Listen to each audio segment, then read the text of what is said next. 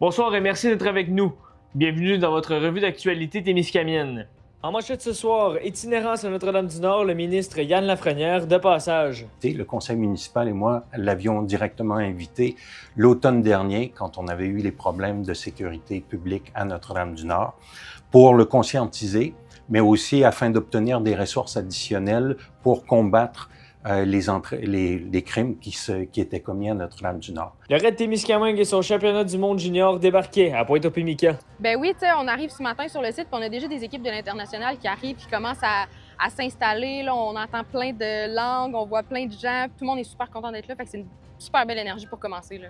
Et Tourisme Abitibi-Témiscamingue invite les gens à redécouvrir les attraits de la région, alors que les vacances de la construction sont en cours. Le Red Témiscamingue était en place cette fin de semaine et ce fut une édition chargée. Plus de 10 pays et plusieurs athlètes de tout âge et de tout niveau y ont participé. L'événement se déroulait partout près du lac Témiscamingue, allant du parc du Centenaire à Ville-Marie jusqu'à la ville de Témiscamingue. Les détails avec la coordonnatrice Danica Drolette et quelques images des cérémonies d'ouverture et de clôture. Danica, c'est aujourd'hui, finalement, la cérémonie d'ouverture et tout ce qui entoure le Red Témiscamingue. Ça débute aujourd'hui. Est-ce que vous êtes excité de la direction de voir tout ça, tout ce beau monde arriver là?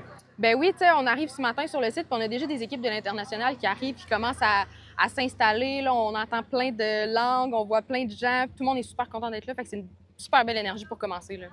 Ouais. Est-ce que tu peux me parler de tout ce qui est logistique du côté du Red? Bon, là, il faut peut-être un peu monopoliser le site de la Pointe-aux-Pimicans. À quel point est-ce que c'est un gros parcours aussi, là? Tout ce qui est logistique du côté du Red, à quoi ça ressemble? Oui, bien, c'est une organisation, c'est énorme. Là. On dirait, quand on le vit de l'intérieur, on comprend. Là. Le parc aux Pimicans, on a plusieurs campings qui sont réservés juste aux accompagnateurs. On a une section camping pour les participants, camping pour l'organisation. Fait que de ce côté-là, là, au Pimicans, c'est vraiment nos grands alliés là, pour le reste cette année. Ensuite, on a le site de l'auberge Jaudoin qui là, va être transformé pour la cérémonie d'ouverture, pour l'inscription. Là, on a des tentes un petit peu partout aussi pour enligner nos participants, savoir où ils s'en vont. Puis après ça, bien, un peu partout sur le territoire, là, il va y avoir plein de postes de ravitaillement, plein de choses qui sont organisées durant le week-end. Parce que c'est un parcours de 100 km qui vont faire là, en tout et partout. Là. Tu m'en parles un peu plus du parcours là, concernant, oui, le Red Jeunesse International, mais aussi tout le reste des championnats. Oui, bien, tu sais, ça commence vendredi. Les participants partent du Fort Témiscamingue, se rendent à Ville-Marie, au parc du Centenaire, là, où il y a la plage. Fait que c'est un petit 20 km pour commencer le Red Jeunesse. Ensuite, championnat du monde, samedi matin, ça commence à la baie d'Orval à Laniel. Et ils se rendent ici à la Pointe-aux-Pimicans. Ils vont arriver en tyrolienne au-dessus de la baie, comme on a vu la semaine passée. Puis dimanche matin, ils repartent d'au Pimicans, puis on se rend au parc Philippe-Barrette à Témiscamingue. Et en terminant, là, pour vous, qu'est-ce que ça fait, toute cette... Bon, ça revient un peu à la première question, mais concrètement, genre, c'est votre... Enfin, ça se réalise, ouais. là, ce rêve-là pour la coordination et tout, c'est quoi? Bien, c'est gratifiant de voir tout. On a placé des petits pions, ça fait longtemps là, que on voit ça là, de plus en plus concret. Puis là, ben, dans les derniers préparatifs, on a un petit sprint, là, on a plein de petites affaires à faire qui rendent ça vraiment, justement concret. Puis c'est super le fun, l'énergie que les gens apportent sur le site aujourd'hui. Merci, Danica. Ça me fait plaisir.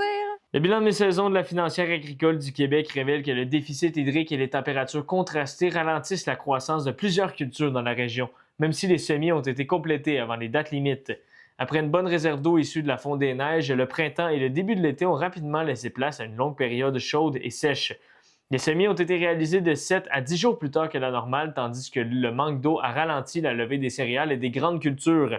La première coupe de foin accuse un retard généralisé. Au Témiscamingue, les rendements sont très variables selon les sols. Le foin de qualité est difficile à produire et les quantités demeurent limitées. La repousse nécessitera davantage de précipitations pour assurer les bonnes récoltes. Le bilan fait également état de la présence de vers fils de fer qui exigent une surveillance accrue des champs. Malgré ces défis, les céréales affichent un bon talage dans le secteur du Témiscamingue grâce à la chaleur enregistrée en juin. À l'échelle du Québec, 2085 avis de dommages avaient été transmis au programme d'assurance récolte en date du 7 juillet et près de 5,5 millions de dollars avaient déjà été versés en indemnité. Grosse semaine d'action à Québec alors que le ministre Yann Lafrenière était de passage et après 20 ans d'attente, la Première Nation a inauguré son nouveau poste de police. Le bâtiment, construit pour 8,9 millions de dollars grâce à un partenariat entre la communauté Québec et Ottawa, offre des installations modernes dont des cellules de détention et une salle de comparution. Pour le ministre Eliane Lafrenière, ce poste renforce l'autonomie des communautés autochtones et s'inscrit dans la lutte contre le crime organisé en favorisant une approche policière régionale. Le chef de Québec, Lance Hammond, souligne que le poste a été conçu selon les valeurs des Premières Nations, notamment les sectes grands enseignements, et que son rôle dépasse l'application de la loi. L'accent sera mis sur la prévention, le soutien aux jeunes et aux aînés, ainsi que sur leur sécurité et le bien-être de toute la communauté. Par ailleurs, Québec a renouvelé avec la tradition en organisant un powwow du 24 au 26 juillet. Placé sous le thème « Honorer nos survivants et revitaliser notre culture », l'événement vise à célébrer les survivants des politiques d'assimilation et à transmettre la culture de la langue aux jeunes générations. Selon Nika Paul, membre du comité organisateur, le projet est né de la volonté des bénévoles de permettre aux enfants et aux familles de vivre cette tradition dans leur propre communauté et d'en être fiers. Le programme comprend des danses traditionnelles, de l'artisanat, des cérémonies du lever du soleil, des activités pour les enfants et des moments de partage culturel. Près de 1500 personnes ont participé à cette première édition qui marque une étape importante dans la revitalisation culturelle de Québec. Et parlant de la visite du ministre Eliane Lafrenière, la municipalité de Notre-Dame-du-Nord l'a reçue mercredi dernier, que ce soit pour parler de sécurité intérieure, de la criminalité présente dans la municipalité ou bien de l'itinérance, les sujets étaient variés. Compte rendu avec Michel Vaillant. Donc, Michel, tu as rencontré avant hier le vice-premier ministre Eliane Lafrenière qui était de passage ici à Notre-Dame-du-Nord au Témiscamingue. Est-ce que tu peux me parler de ta rencontre? Comment ça s'est déroulé?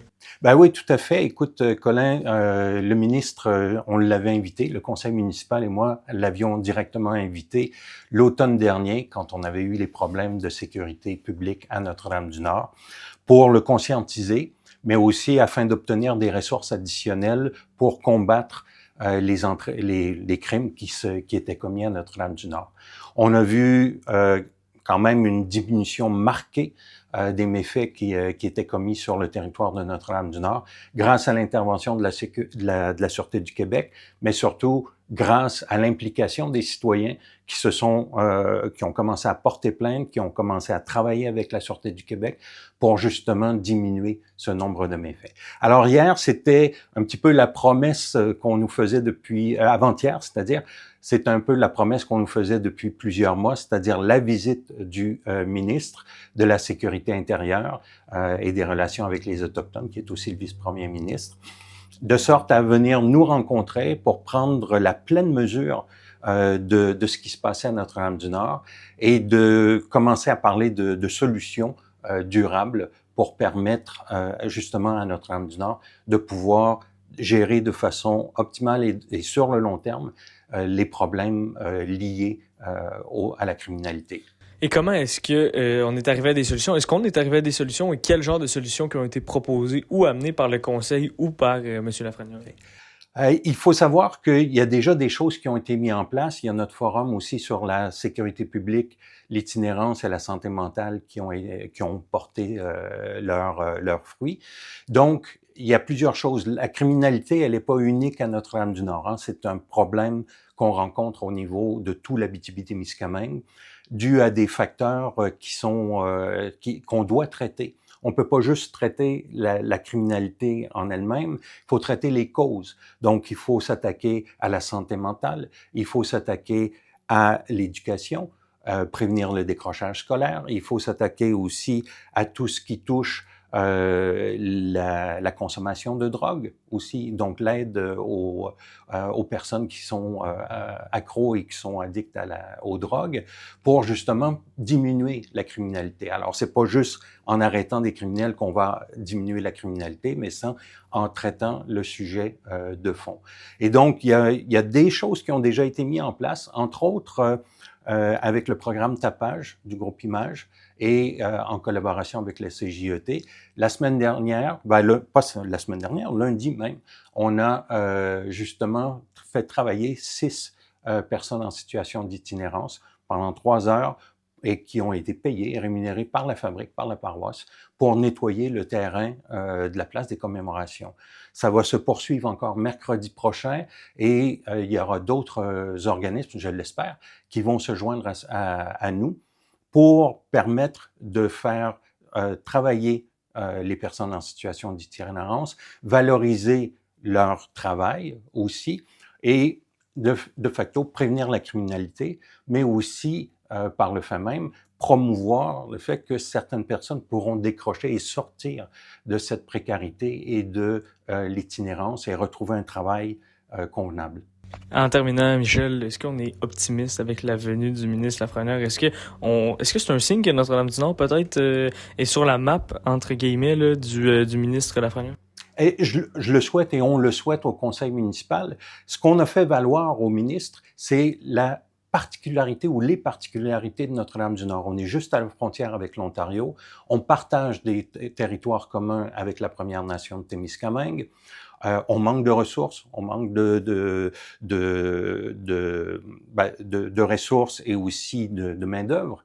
Mais dans ce contexte, je pense qu'il y a des barrières à faire tomber et j'espère qu'il a bien entendu le message du fait que l'on puisse partager plus de programmes, de ressources et d'infrastructures avec la Première Nation de Témiscamingue, que l'on puisse aussi avoir une décentralisation de certains services qui vont partir de Ville-Marie et qui vont s'implanter dans une municipalité comme Notre-Dame-du-Nord ou dans d'autres municipalités à travers la région du Témiscamingue, parce que on ne peut pas demander à des gens qui sont déjà dans le besoin, qui ont déjà des problématiques, de se déplacer alors qu'ils n'ont pas de transport, qu'ils n'ont pas de moyens de se déplacer à Ville-Marie. Alors, il faut trouver un moyen d'amener les services auprès des gens qui en ont besoin. Et ça, là-dessus, je suis très confiant que, entre autres, pour la question de la sûreté municipale ou de la police de Témiscamingue First Nation, puisse intervenir de façon plus régulière aussi dans le village. Un gros merci, Michel. Merci beaucoup, Colin. L'entente Québec-Ottawa sur les évaluations environnementales est bien accueillie par l'industrie minière qui y voit un pas important vers la réduction des dédoublements administratifs et une plus grande prévisibilité pour les promoteurs. L'Association minière du Québec estime que l'entente de principe annoncée par les gouvernements du Québec et du Canada permettra de simplifier les processus d'évaluation environnementale en appliquant davantage le principe un projet, une évaluation.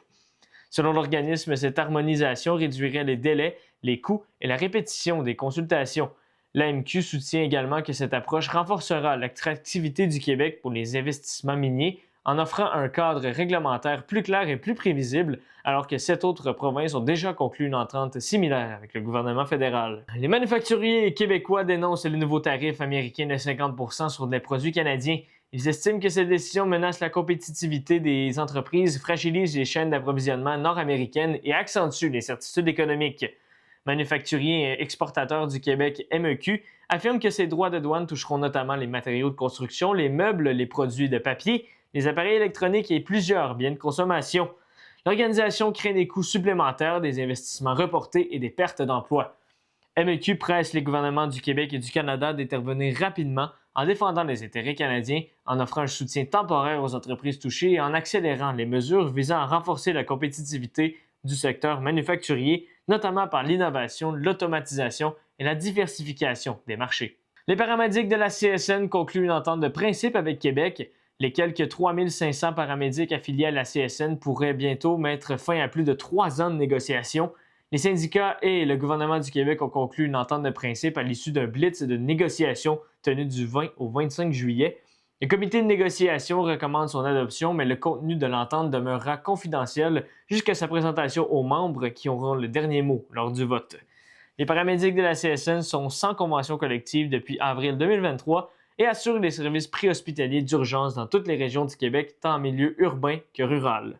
Les vacances de la construction sont en cours et Tourisme Abitibi-Témiscamingue en profite pour rappeler à la population tous les beaux attraits présents en région. La présidente Stéphanie Tuot explique qu'il y a plusieurs choses à voir dans toutes les MRC du territoire. À Amos, par exemple, le refuge Pajot offre un espace où dîner en famille et les visiteurs peuvent par la suite découvrir les installations. Du côté de Val-d'Or, l'exposition de la Cité de l'Or s'est refaite une beauté et la population est invitée à aller visiter des infrastructures qui font partie de l'ADN de la région, selon Stéphanie Tuot. Le Tour de l'Abitibi était de passage au Témiscamingue pour son avant-dernière étape ce vendredi. Au total, ce sont une centaine de cyclistes qui coursaient les rues du Témiscamingue afin de décrocher le maillot brun. La Nouvelle-Zélande, le Kazakhstan, le Canada, le Mexique, bref, plusieurs pays étaient au rendez-vous pour cette course junior. Les détails avec la présidente du Tour de l'Abitibi, Mélanie Rocher. Madame Rocher, vous êtes ici au Témiscamingue pour cette étape du Tour de l'Abitibi. Comment est-ce que ça se passe, cette édition jusqu'ici là, du Tour de l'Abitibi? Bien, à date, ça se passe quand même vraiment bien.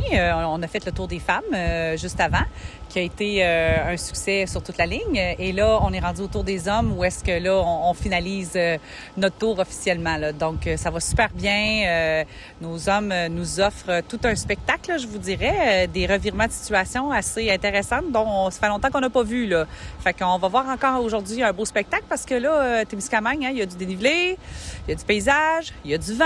Donc, ça va être quand même intéressant aujourd'hui. Justement, parlez-moi un peu de l'environnement dans lequel on se trouve. Là. Oui, l'Abitibi, le Témiscamingue, des fois on dit que ça peut être semblable, mais du côté des routes, à quoi ça ressemble? Est-ce qu'il y a des différences au niveau des cyclistes? Comment est-ce que ça se passe? Je vous dirais que les routes, en général, c'est pas mal pareil. Là, au niveau de l'Abitibi et du Témiscamingue, là, ça se ressemble pas mal. Il y a des réflexions, il y a beaucoup de réflexions qui ont été faites. On travaille de près, hein, de très, très près depuis octobre. À chaque année, au mois d'octobre, on rencontre le MTQ, le ministère du Transport. Donc, eux nous disent leur plan, où est-ce qu'on doit pas aller. Donc, c'est super important, cette collaboration qu'on a, là, qui est très serrée là, entre nous deux. À quel point c'est de la logistique? Là, je vois il y a plusieurs barrières et ça ne fait que commencer. Là. Je veux dire, le départ est à 15 heures. À quel point est-ce que c'est de la logistique tout amener, puis on va le dire comme ça, là, débarquer puis s'installer là, finalement dans une ville ou un village? Là? C'est assez important comme logistique. Vous savez, le Tour de l'Abitibi est composé de 99% de bénévoles.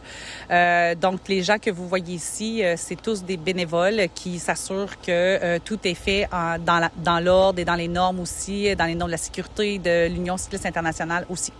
Alors, nous sommes 15 sous-comités, dont ici, ce que vous voyez derrière nous, c'est vraiment la logistique qui s'en occupe. La logistique, eux, ils s'assurent que tout est fait dans les normes. Et depuis janvier, là, que cette équipe-là travaille très fort.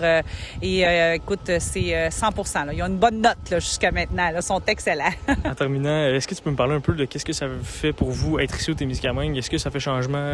Est-ce que c'est, sans dire c'est mieux, mais comment est-ce que vous percevez ça, le Témiscamingue, en termes de cyclisme et de paysage, ou peu importe, là, à quoi ça ressemble? Bien, premièrement, moi, je viens d'ici. Je suis native d'ici. Donc, je suis super contente d'être au Témiscamingue aujourd'hui.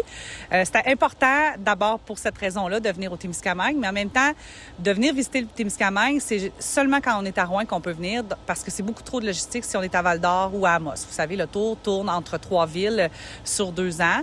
Donc, pour cette raison-là, on devait venir ici. Donc, ça a été beaucoup de logistique avec les municipalités aussi, s'assurer que tout le monde est d'accord, tout le monde suit, faire un trajet aussi qui a été difficile. On a beaucoup de réflexions de route au Témiscamingue cette année. Donc, Christine Beausoleil qui s'est assurée là, qu'on ait un parcours qui soit au niveau challenge de l'Union cycliste internationale, mais en même temps, toute l'équipe aussi là, qui doivent se rendre. Le plus gros challenge aujourd'hui, c'est qu'on a un départ à Ville-Marie. On a une arrivée à Notre-Dame-du-Nord. Donc, l'équipe qui est ici, quand on va quitter, là... Il y a de la construction aussi. Là, oui, il y a de la construction aussi, oui. C'est ça. Il y a un petit challenge là qu'on doit... Mais rien qui n'est pas à notre épreuve, je vous dirais. J'ai dit en terminant, mais j'en ai une dernière. Comment est-ce que ça se passe au niveau cycliste? Est-ce qu'on a des temps records? Qui est en tête au niveau féminin et au niveau masculin? Là? Le féminin, c'est conclu, mais au niveau masculin aussi, comment est-ce que ça se passe au niveau cyclisme pur? Là? Au niveau cyclisme, on n'a pas de record cette année, pas encore, hein, parce que c'est pas fini. Mais je vous dirais que les filles canadiennes se sont assurément grandement démarquées. Le Canada souvent se démarque, mais pas autant que qu'est-ce qu'on a vu la fin de semaine dernière. Là. Ça a été assez incroyable comment le Canada s'est bien positionné. Au niveau des hommes, ben là, le Canada, faut qu'ils suivent les filles. Là, faudrait qu'ils ils suivent. Mais là, on a la Nouvelle-Zélande qui suit de pas très loin, donc c'est une course assez féroce. On a beaucoup d'équipes de jeunes de clubs aussi qui se démarquent beaucoup. Alors, c'est fort intéressant là, au niveau du niveau de compétition qu'on a là, dans notre peloton là, cette année. Là, c'est vraiment très beau. Puis, si vous suivez un petit peu la course, je ne sais pas si vous allez faire prendre des vidéos là, de la course. Là. Vous allez voir, on va avoir un peloton qui va se battre aujourd'hui. Il va y avoir du challenge, c'est la compétition aujourd'hui. On veut garder le maillot brun. Donc, il y a un très court laps de temps entre les deux maillots et les deux meneurs. Donc, il y a des gens qui vont probablement user de bonnes stratégies pour essayer de garder leur maillot aujourd'hui. Là, ça va être intéressant à suivre. C'est ça, ça va être un bel événement à suivre. Merci beaucoup. Merci. En fin de semaine, les citoyens du Témiscamingue pouvaient essayer une épreuve du Raid Témiscamingue à Pointe-au-Pémican. Une tyrolienne était installée sur les parois à Pointe-au-Pémican et au coût de 65 $, les Témiscamiens pouvaient l'essayer.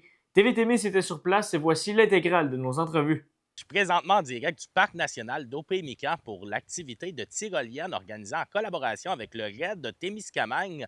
Comme vous pouvez voir derrière moi, le paysage est féerique. Il y aura plusieurs participants qui participeront à cette fameuse tyrolienne.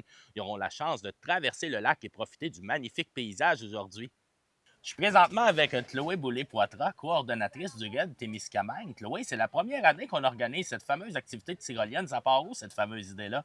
Bien, dans le fond, c'est notre pas championnat, mais cinquième course d'aventure qu'on organise au Témiscamingue. Et à chaque course d'aventure, à chaque édition, il y a une tyrolienne, mais elle est toujours réservée qu'aux athlètes qui font la course. Mais en fait, tout le monde aurait pu la faire depuis toutes ces années-là, mais on a comme réalisé, parce qu'on avait une campagne de financement, que ça devenait un bel outil de financement de monétiser des descentes en tyrolienne. Donc, c'est aujourd'hui que ça se passe. Les gens, pour 55 $ plus leur droit d'accès au parc qui est de 10 $, donc pour 65 $ en tout, ont la chance d'essayer la tyrolienne, la même qui sera celle du samedi après-midi pour l'arrivée au parc Opémican du jour 2 de la course. Donc, c'est une façon d'amasser des fonds et c'est accessible Absolument. à tout le monde. C'est accessible au grand public. Tout le monde peut participer à Oui. cette activité-là aujourd'hui. On a mis 12 ans et moins seulement pour une question de taille et de poids. Donc, tu sais, si votre enfant il a 11 ans ou 10 ans, mais vous savez qu'il a un bon gabarit, dépend toujours de la c'est ça. grandeur. Donc, il fallait qu'on mette un gauge, mais oui, c'est accessible à tout le monde là, selon le poids. Puis là, on a un site qui est féerique présentement. Pourquoi on a choisi le parc Opémican? Bien, le parc Opémican, c'est l'hôte du championnat du monde junior de course d'aventure. C'est ici qu'on va se retrouver samedi après-midi pour la finale du jour 2 de la course. Donc, ça nous donne un avant-goût, justement. Ben oui, ça nous donne un avant-goût Puis de la pour nous, course. j'ai envie de dire, pour l'organisation, ça nous donne une belle pratique de comment on va s'installer, quels sont les éléments à reprendre en considération, la distance entre les sites et tout. Donc, en ce moment, on dirait qu'on est en mode aussi rodage pour le gros événement, en même temps qu'on est en mode financement. Donc, un avant-goût de l'événement et une très belle activité aujourd'hui du côté du parc Opémican. Merci beaucoup, Chloé. Merci, il n'y a pas de quoi. Avec moi, Danica Drolet, assistante à la coordination au RAID Témiscamingue. Danica, c'est toi qui es en charge de l'inscription aujourd'hui. Est-ce qu'on peut s'attendre quand même à beaucoup de participants? Ben oui, puis en plus, aujourd'hui, on prend les inscriptions sur place. Fait que déjà, là, avant de commencer la journée, on avait une quarantaine d'inscriptions. Là, on s'en va vers plus une cinquantaine. Là. Les gens sont curieux de venir l'essayer. Puis il y en a qui sont déjà sur le site, qui ont aperçu l'installation. Fait que ça leur donne le goût. Ça nous fait une belle petite publicité. Donc, le bouche à oreille, premièrement. Puis Oui, deuxièmement, c'est ça. là, les gens voient ça sur le site, là, donc ils veulent participer. Là, moi-même, quand je suis arrivé tantôt, on ne peut pas résister. Là. Ouais, Toi, ouais. as-tu l'intention de participer tout à Ben l'heure? c'est sûr. C'est sûr. Moi, on finit une fois que tout le monde a passé, là, on laisse le public passer avant nous, mais une fois qu'on a fini, là, c'est sûr qu'on l'essaye, moi puis Chloé, on se lance. Donc, c'est là que ça se passe. Là. C'est là que vous en profitez pour vous gâter. Ben Là, oui. Un coup que tout le monde va être parti, mais on laisse la chance aux gens C'est en ça. premier. Puis on attend quand même beaucoup de participants Oui. aujourd'hui. Puis quand même, c'est une première là, pour qu'on offre la descente en tyrolienne là, à tout le monde. Là. Ben oui, c'est vraiment une belle opportunité. Là. Le public va juste pas vivre ça une fois, puis c'est aujourd'hui. Fait que- Bon, fait que c'est aujourd'hui que ça se passe. Merci Ouais. beaucoup, Ben, Danica. ça me fait plaisir. Je suis en compagnie d'Alexandre Dallaire qui vient de participer à la fameuse activité de tyrolienne. Comment ça s'est passé de ton côté, Alexandre? Ah, pour vrai, c'était une super belle expérience. T'as pas la chance tous les jours de faire ça de la tyrolienne. L'équipe était super smart. Fait que, belle expérience. Donc, quand même, une belle expérience. On a de la chance de vivre ça aujourd'hui au Témiscamingue. Là. Puis là, je vois que tu t'es quand même mouillé un peu. Qu'est-ce qui s'est passé? Ah, ben dans le fond, la fin de la tyrolienne, c'est dans le lac. Puis tu fais une coupe de bons, là. Oui, on fait une coupe de bons quand même de ce côté-là. Là, il faut quand même se tenir là, pour être capable de se rendre jusqu'au bout. Là. Ah, effectivement. Merci beaucoup, Alexandre. Ça fait plaisir. Alexis Gingras, qui est avec moi présentement, qui a remporté un prix, là, qui a remporté la chance de participer à la tyrolienne. Comment tu te sens? Ah, ben c'est excitant. C'est quand même un beau prix à gagner, ça, avec une belle journée ensoleillée comme ça. Là. Ben oui, on a le soleil qui est avec nous Ben aujourd'hui. Là, puis est-ce que c'est une première pour toi que tu vas participer à ce genre d'activité? Ben, je dirais comme. Je m'en rappelle d'avoir fait ça, je pense, dans un arbre en arbre, là. C'est une plus petite tyrolienne, mais une grosse comme ça devant le lac, là, je pense que ça va être la première fois. Fait que, Oui, c'est quand même une grosse tyrolienne. Là, puis on passe Ouais. par-dessus le lac quand même. Là. On a la chance de se mouiller. Là. Ça peut C'est arriver ça. que tu ne ressortes pas complètement sec de là. là. Ben non, c'est ça, on nous a demandé si on savait nager. Fait que j'imagine qu'il va y avoir un peu d'eau dans l'équation. Donc, une belle expérience à vivre, un beau prix que tu as gagné, que tu as remporté Ouais. aujourd'hui pour profiter de cette magnifique journée. Alors, on va Ouais. te souhaiter bonne tyrolienne, Alexis. Ben, merci beaucoup. Je suis en compagnie de Jessica Ouellet présentement, là, qui est équipée de son harnais. Jessica, toi, tu accompagnes les participants pendant la tyrolienne. C'est quoi ton rôle exactement? En fait, moi, je suis bénévole. Donc, j'accueille les gens qui viennent faire la tyrolienne. Par la suite, je leur explique comment mettre leur boudrier, qui est le harnais. Et je leur explique aussi comment le déroulement, comment ça va se passer à partir du moment qu'ils quittent ici et qu'ils arrivent dans l'eau après avoir fait la tyrolienne. Donc, il y a un accompagnement là-dedans, Oui. puis on s'assure de suivre les consignes de sécurité, bien sûr. Exactement. Donc, aussitôt qu'ils quittent ma station, ils se retrouvent à une autre station où il y a quelqu'un d'autre qui les attend là, pour continuer à les guider. Là, puis, Donc, on est bien accompagnés là-dedans et on te remercie beaucoup. On a besoin de des bénévoles comme toi pour des magnifiques événements comme celui-ci. c'est toujours plaisant. Merci, Jessica. Merci. Là, je suis en compagnie de notre pouliman de Raphaël, parce que si on veut participer à une descente en tyrolienne, ce qui est bien important, c'est d'être bien attaché. Comment tu vis ton expérience aujourd'hui, Raphaël? Écoute, moi, je fais sûr que tout le monde a leur poulie, puis que leur gilet de sauvetage harnais soit bien attaché. Là. Donc, on respecte les consignes de sécurité de ce côté-là. On s'assure que les participants sont quand même bien attachés. Puis ensuite, on se laisse aller pour la descente. Là. C'est vrai ça? Puis on a quand même du beau temps aujourd'hui. Comment tu trouves ça? Comment ça se passe de ton côté? C'est super le fun. Là. Beau soleil, il fait super beau, il fait pas trop chaud. Des participants heureux, C'est j'imagine, de participer à la tyrolienne. Là. Parce qu'il y en C'est a qui sont vrai, fébriles des fois avant de partir. On n'a pas eu à date, mais ouais. Les gens ont plus hâte qu'autre chose, ouais, je pense. c'est ça.